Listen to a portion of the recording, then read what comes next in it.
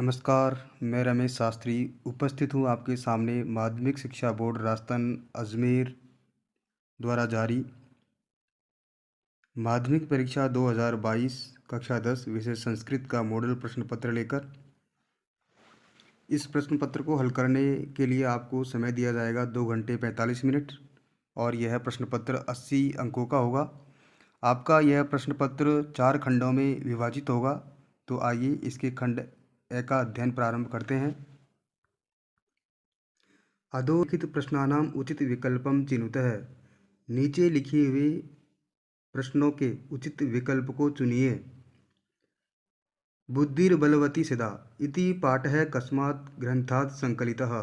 बुद्धिर्बलवती सिदा यह पाठ किस ग्रंथ से संकलित है?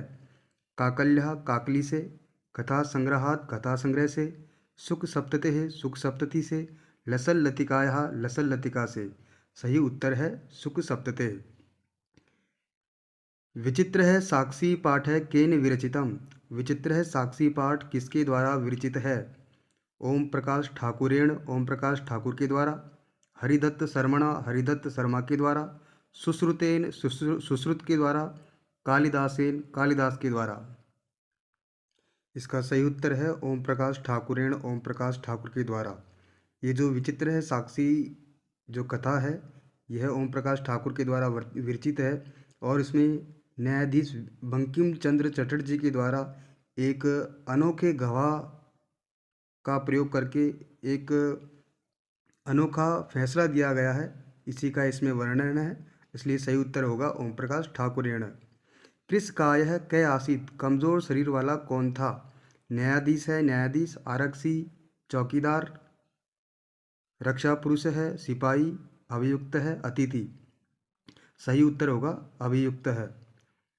यह प्रश्न विचित्र साक्षी नामक पाठ से लिया गया है जिसमें बताया गया है कि जो अभियुक्त है वह अत्यंत ही कृषकाय था, जो कि मृत शरीर को न्यायालय में ले जाने में भी असमर्थ था। कह वातावरणम कर्कश ध्वनिना आकुली करोति।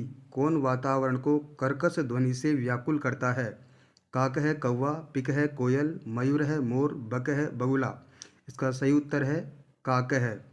यह पाठ सौहार्दम प्रकृते शोभा यह प्रश्न सौहार्दम प्रकृते शोभा नामक पाठ से लिया गया है।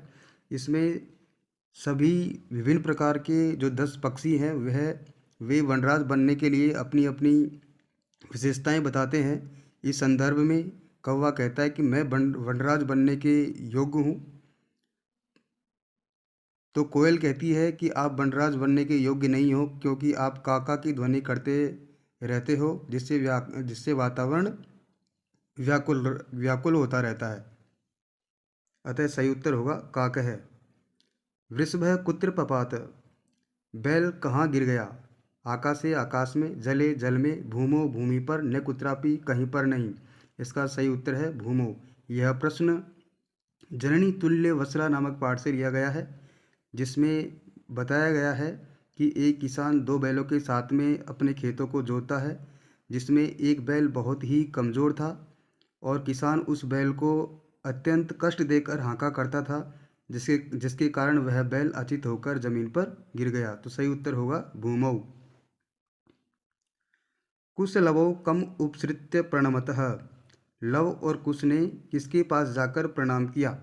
रामम राम के, विदूषकम विदूषक के, वाल्मीकिम वाल्मीकि के, लक्ष्मणम लक्ष्मण के। इसका सही उत्तर होगा रामम। शिशुलालनम पाठ के अनुसार लव और कुश जब रामायण कथा का गान करने के लिए राम के दरबार में जाते हैं तो सबसे पहले राम के पास जाकर उन्हें प्रणाम करते हैं, इसलिए सही उत्तर होगा रामम। परमम आरोग्यम कस्मात् उपजायते। परम आरोग्य किससे उत्पन्न होता है? आलस्यात् आलस्य से, व्यायामात् व्यायाम से, बलात् बल से, भोजनात् भोजन से।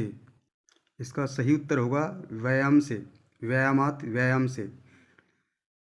यह प्रश्न आपके व्यायामो सर्वदा पथ्य नामक पाठ से लिया गया है जिसमें बताया गया है कि व्यायाम करने से शरीर परम आरोग्यता को प्राप्त करता है। उदय उदय समय अस्त समय कै रक्तः भवति। उदित होते समय और अस्त होते समय कौन लाल होता है? चंद्र है चंद्रमा, तारक है तारे, सूर्य है सूरज, ध्रुव तारक है ध्रुव तारा। इसका सही उत्तर है सूर्य है।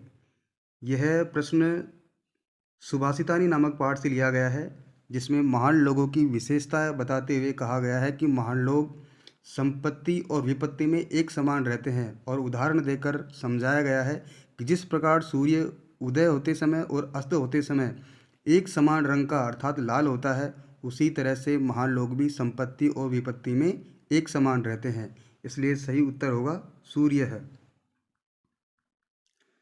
गुणी किम वेत्ति, गुणवान क्या जानता है? धनम धन को, गुणम गुण को, ज्ञानम ज्ञान को, अत्याचारम आचारम आचार को। इसका सही उत्तर है गुणम। जैसा कि सुभाषितानी नामक पाठ में बताया गया है, गुणी गुणम वेत्ति न वेत्ति निर्गुणम, अर्थात गुणवान व्यक्ति ही गुणों को जानता है, निर्गुण व्यक्ति नहीं। इसलिए सही उत्तर होगा गुणम। सूची पर्यावरणम पाठानुसारेण केसाम माला रमणीया। सूची पर्यावरण पाठ के अनुसार किनकी माला सुशोभित हो रही है? ललित लतानाम सुंदर लताओं की, पुष्पाणाम पुष्पों की, मौक्तिकानाम मोतियों की, रूप्यकाणाम रुपयों की। इसका सही उत्तर होगा ललित लतानाम सुंदर लताओं की। सूची पर्यावरणम नामक पाठ में कवि हरिदत्त शर्मा कहते हैं कि गांव की सीमा पर हरे भरे वृक्षों और सुंदर लताओं की माला सुशोभित हो रही है। इसलिए इसका सही उत्तर होगा ललित लतानाम।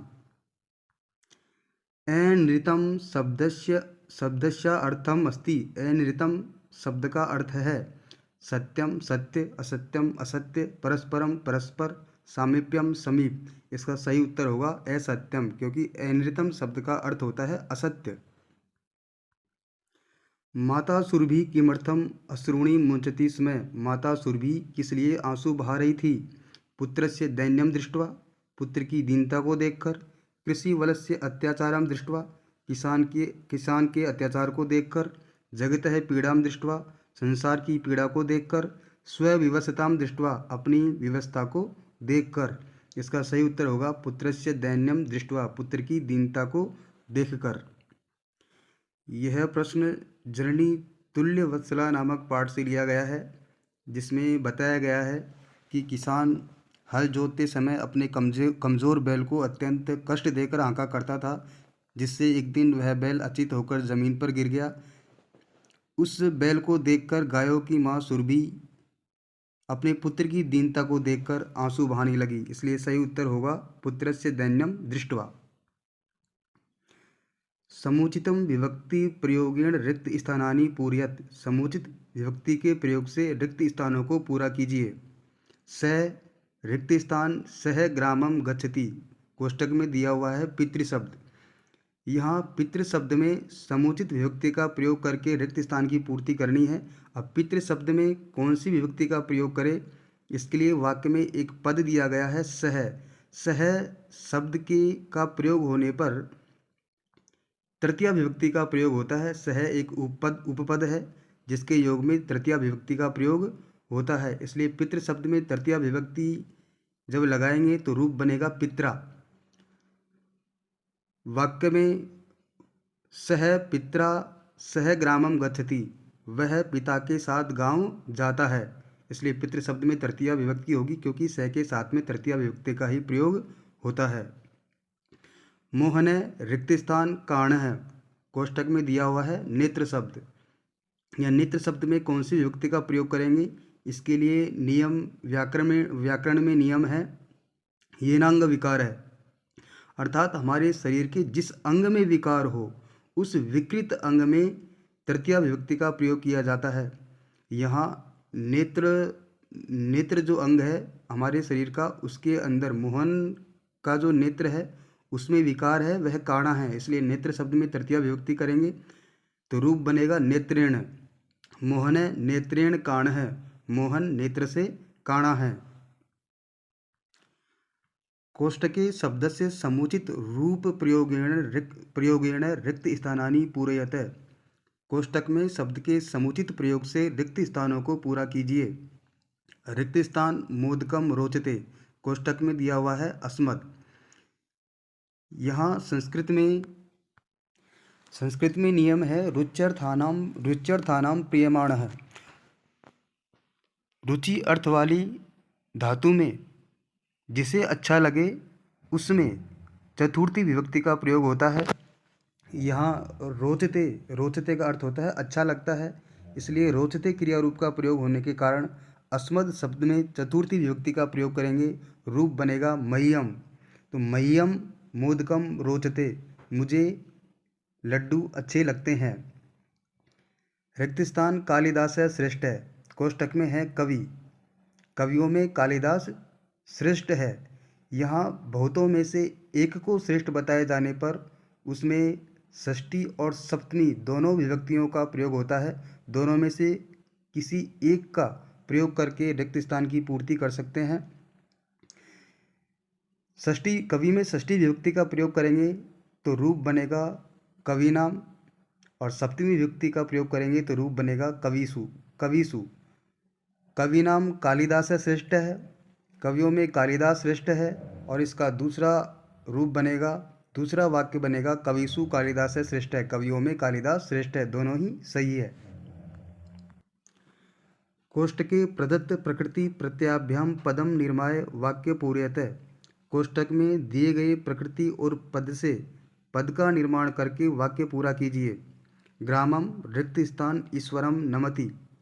ग्रामम रिक्त स्थान ईश्वरम स्मरति कोष्टक में दिया गया है गम धातु सत्री प्रत्यय। या गम धातु में सत्री प्रत्यय जोड़ने पर रूप बनेगा गच्छन। तो ग्रामम गच्छन ईश्वरम स्मरति, गांव को जाता हुआ ईश्वर का स्मरण करता है। बालका नाम रिक्त स्थान कै न जानाति, ब्रैकेट में दिया गया है चपल प्लस त्वम।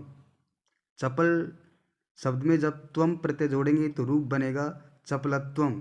चपलत्वम का अर्थ होता है चंचलता।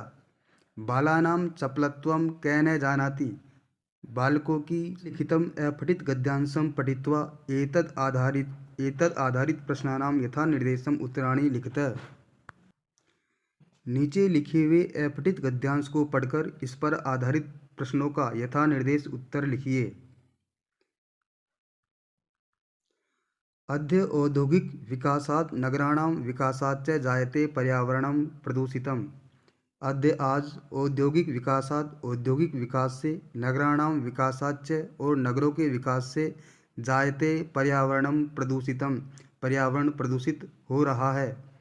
अतः अद्य नागरिकाणां कर्तव्यम् अस्ति यद् वयं पर्यावरण संरक्षणार्थं प्रयत्नं कुर्मः, तत्कृते वयं स्वच्छतां च धारयामः। अतः इसलिए अद्य आज नागरिकाणां कर्तव्यम अस्ति, नागरिकों का कर्तव्य है, यद कि वयम हम सब पर्यावरणं संरक्षणार्थम पर्यावरण के संरक्षण के लिए प्रयत्नं कुर्मः प्रयत्न करें, तत्कृते उसके लिए वयम हम सब स्वच्छतां च धारयामः स्वच्छता रखें। इसलिए आज नागरिकों का कर्तव्य है कि हम सब पर्यावरण के संरक्षण करने के लिए प्रयत्न करें और उसके लिए स्वच्छता का पालन करें। महात्मा गांधी महोदयश्चापि स्वच्छतोपरि विशेषः आग्रहे आसीत्। महात्मा गांधी महोदय का भी स्वच्छता के ऊपर विशेष आग्रह था। साम्प्रति सर्वकारेण स्वच्छ भारताभियानं प्रचालितम्। साम्प्रति इस समय सांप्रतम अपि यानी इस समय भी सर्वकारेण सरकार के द्वारा स्वच्छ भारत अभियानम प्रचालितम, स्वच्छ भारत अभियान संचालित है। इस समय भी भारत सरकार के द्वारा स्वच्छ भारत अभियान संचालित है। तस्योद्देश्यम अपि पर्यावरणस्य संरक्षण अस्ति।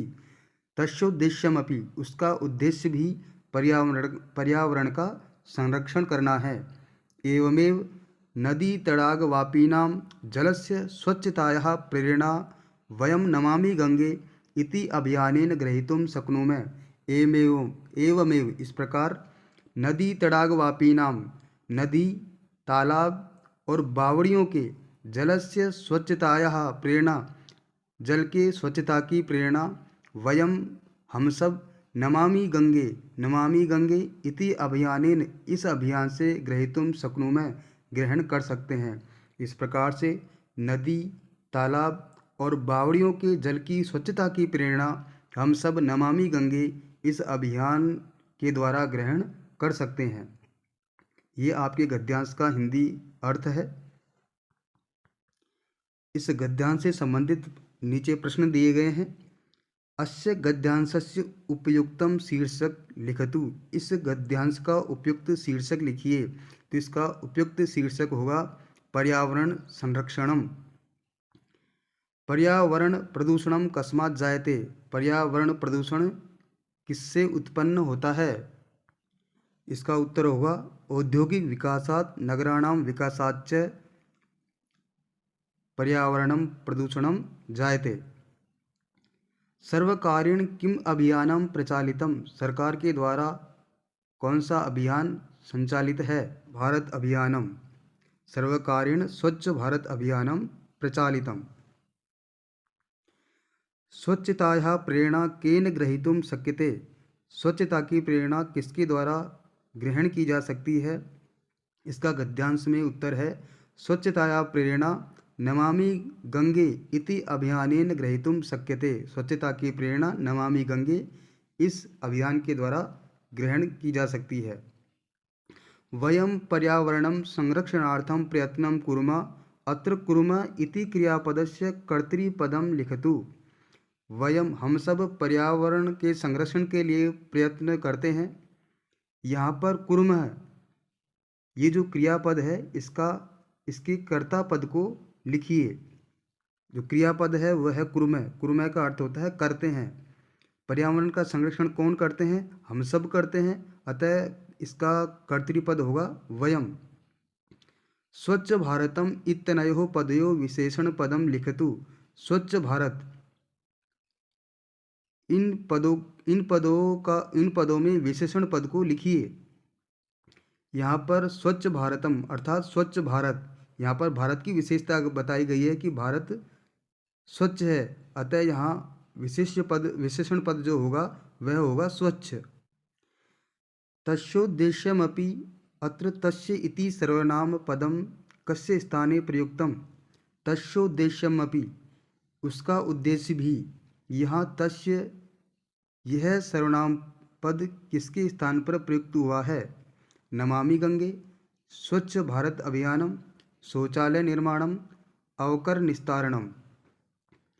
तो यहाँ तस्य ये जो क्रिया सर्वनाम शब्द है वह प्रयुक्त हुआ है स्वच्छ भारत अभियानम इस पद के लिए, क्योंकि स्वच्छ भारत अभियान का उद्देश्य ही पर्यावरण का संरक्षण करना है। अधुना इति पदस्य पर्यायवाची पदम गद्यांशे किम अस्ति। अधुना इस पद का पर्यायवाची पद गद्यांश में क्या है? तो अधुना इस पर्यायवाची पद का गद्यांश में पद है सांप्रतम। वापी इति पदस्य हिंदी अर्थ है कै। वापी इस पद का हिंदी अर्थ क्या है? वापी का अर्थ होता है बावड़ी। अतः उत्तर होगा बावड़ी। धारयामः इति पदे लकार पुरुष वचनम लिखतः। धारयामः इस पद में लकार पुरुष और वचन लिखिए। तो धारयामः लट लकार उत्तम पुरुष और बहुवचन का रूप है, इसलिए उत्तर होगा रूप बनता है धारयामी, धारयावः, धारयामः। इसलिए इसका उत्तर होगा लट लकार उत्तम पुरुष बहुवचनस्य रूपम।